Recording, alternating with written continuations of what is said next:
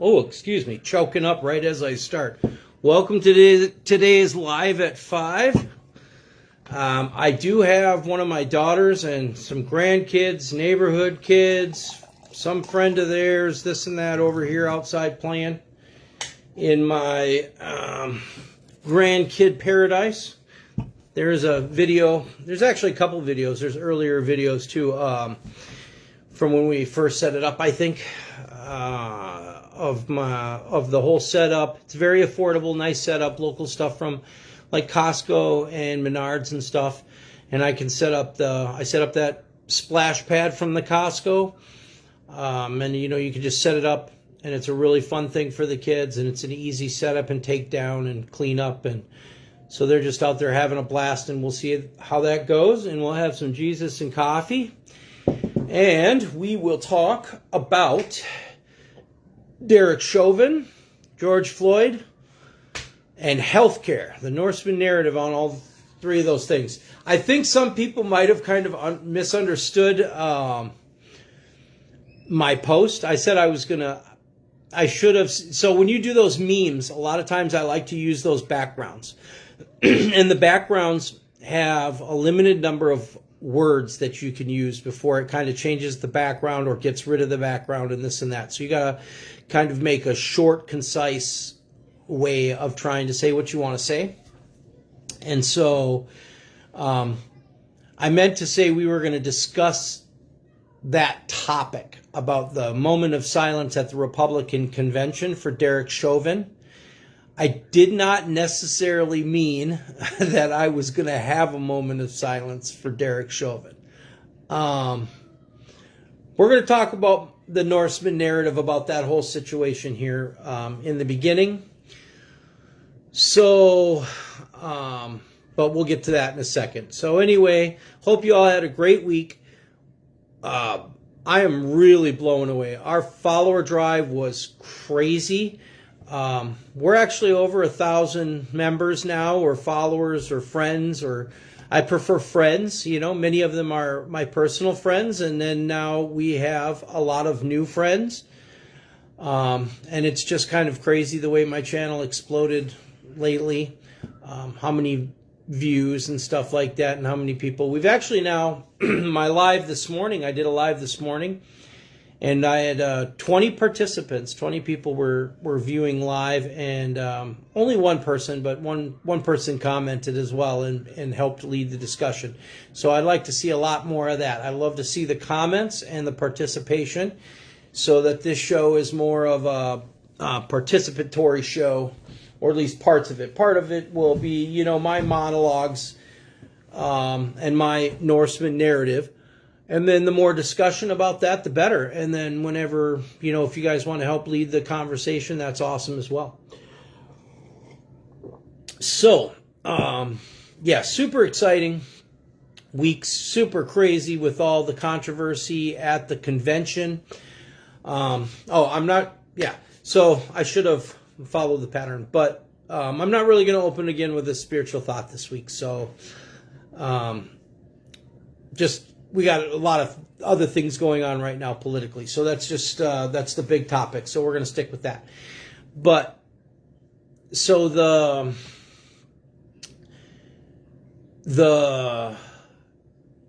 big news of the week, obviously, is the convention. And we just had we've had enormous participation in traffic on the channel.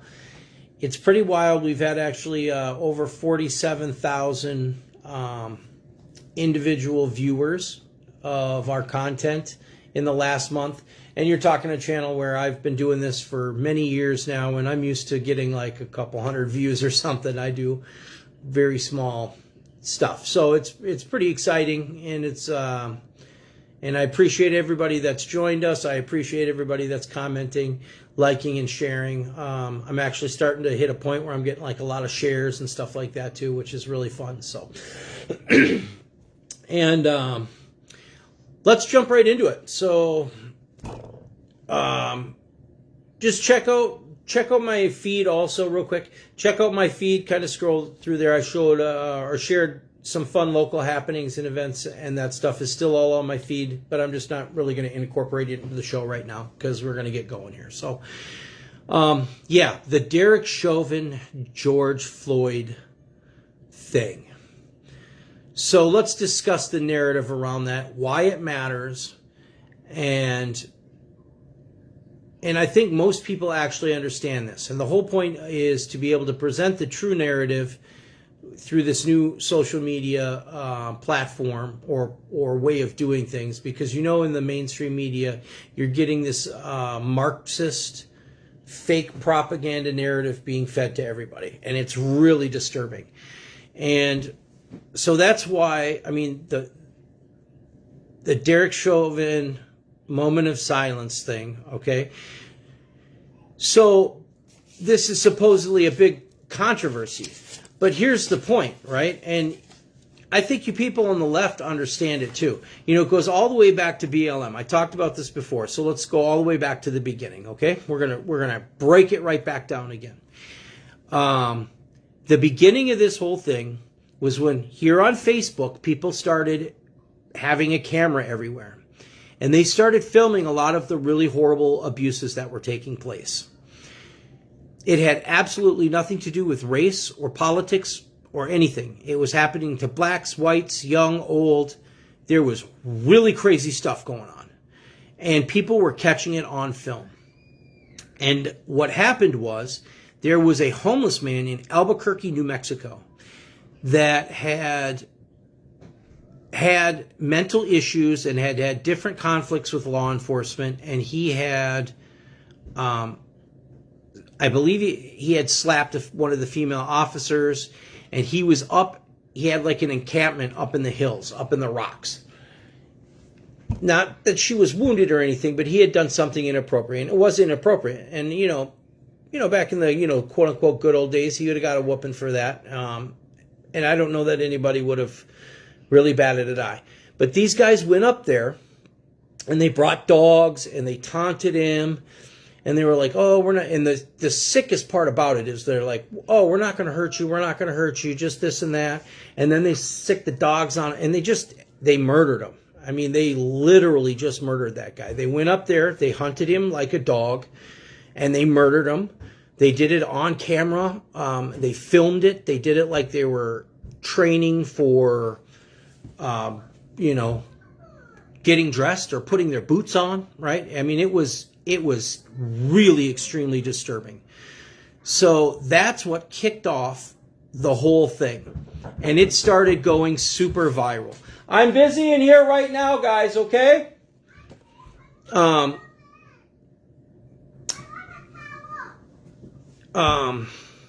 be right back.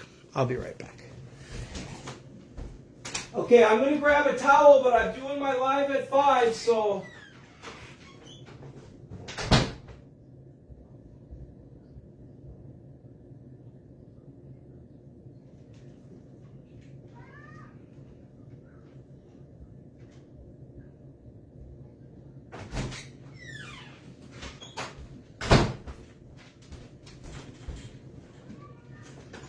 All right, I want you guys to play, and I want you to let me be for about an hour, okay?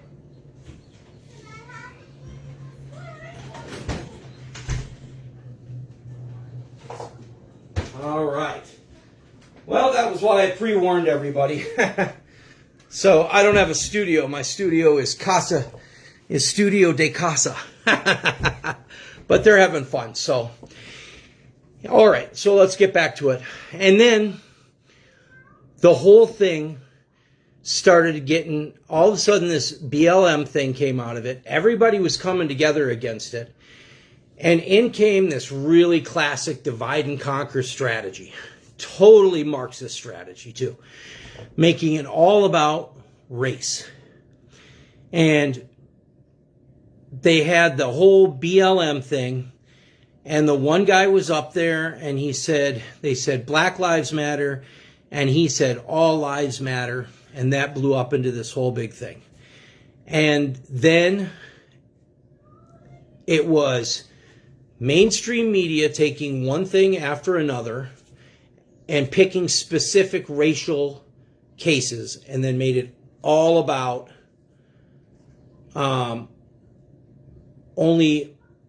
they made it all racist. They made it all in particular about Black Lives Matter, right? And then, of course, they want to make it black and brown. And the real point was that white lives don't matter, right? That was what the real point was. And they would even get up there and be like, well, we're not talking about that right now. Anyway, I'm not going to hash it out over. We know what we think about it. And you already think what you think about it. And if you believe in the George Floyd Black Lives Matter narrative, okay, that is a entirely fabricated Marxist narrative that you choose to believe in. And I think the people on the left know that as well. You use it for identity politics, you use it for victim politics and things like that. But it was a totally from top down orchestrated division of the people, and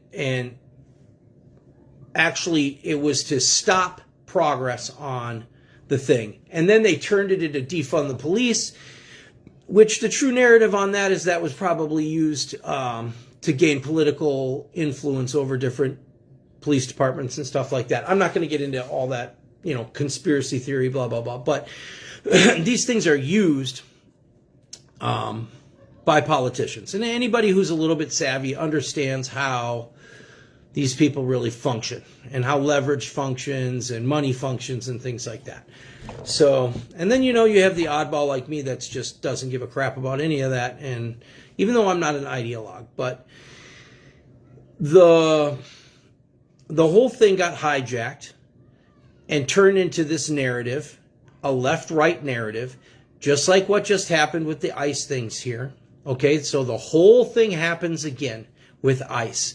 And they turn it into this big political theater for the whole country, right?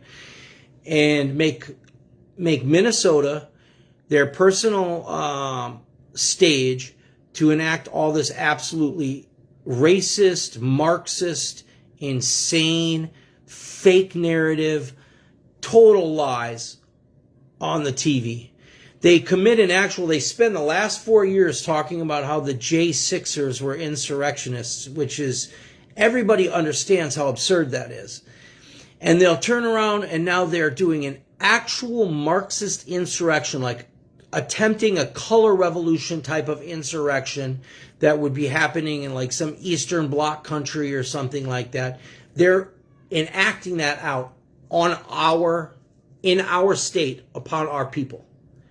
They're doing that right here. It's not happening in Eastern Europe. It's not happening in Africa. It's not happening in South America. It's happening in Minnesota.